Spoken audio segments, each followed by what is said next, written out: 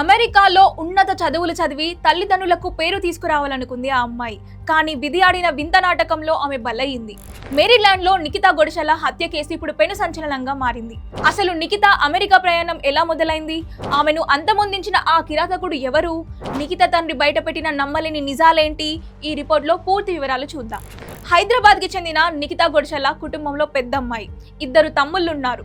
December 31 రాత్రి phone చేసి happy new year daddy, త్వరలోనే ఇంటికి వస్తాను అని చెప్పిన మాటే చివరి మాట అయ్యింది. సరిగ్గా 4 ఏళ్ల క్రితం ఉన్నత చదువుల కోసం అమెరికా వెళ్ళింది. ఎంఎస్ పూర్తి చేయాలనే లక్ష్యంతో అడుగుపెట్టిన నిఖితా కష్టపడి చదివి తన కలను నెరవేర్చుకుంది. ఎంఎస్ పూర్తయిన తర్వాత మేరీల్యాండ్లో ఒక సాఫ్ట్వేర్ కంపెనీలో ఉద్యోగం సంపాదించిన నిఖితకు గత 2 నెలల క్రితమే కొత్త జాబ్ ఆఫర్ కూడా వచ్చింది. మరో 2 నెలల్లో ఇంటికి వస్తానని తల్లిదండ్రులకు ప్రామిస్ కూడా చేసింది. కానీ ఆ ఆశలన్నీ ఆవిరైపోయాయి. జనవరి మొదటి వారంలో నిఖితా తన నివాసం వద్దే బిగత జీవిగా కనిపించింది.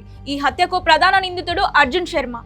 చాలా మంది ఇతను నిఖితకు ప్రియుడు అని ప్రచారం చేస్తున్నారు. కానీ నిఖిత తండ్రి దీనిపై క్లారిటీ ఇచ్చారు.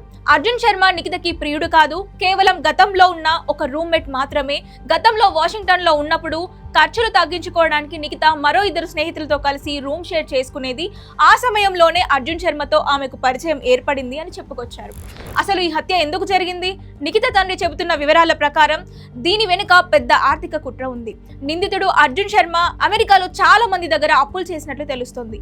డబ్బుల కోసమే నిఖితను పథకం ప్రకారం పిలిపించి ఈ దారుణానికి ఒడిగట్టాడని తండ్రి ఆరోపిస్తున్నారు. హత్య చేసిన తర్వాత నిందితుడు పోలీసులకే సమాచారం ఇచ్చి ఇండియాకి పరారయ్యాడని సమాచారం. ప్రస్తుతం నిఖిత భౌతిక కాయం అమెరికాలోనే ఉంది. తమ బిడ్డవాడిని త్వరగా ఇండియాకి రప్పించాలని కేంద్ర మంత్రి కిషన్ రెడ్డి మరియు సీఎం రేవంత్ రెడ్డిని కుటుంబ సభ్యులు వేడుకుంటున్నారు. హంతకుడిని కఠినంగా శిక్షించాలని డిమాండ్ చేస్తున్నారు.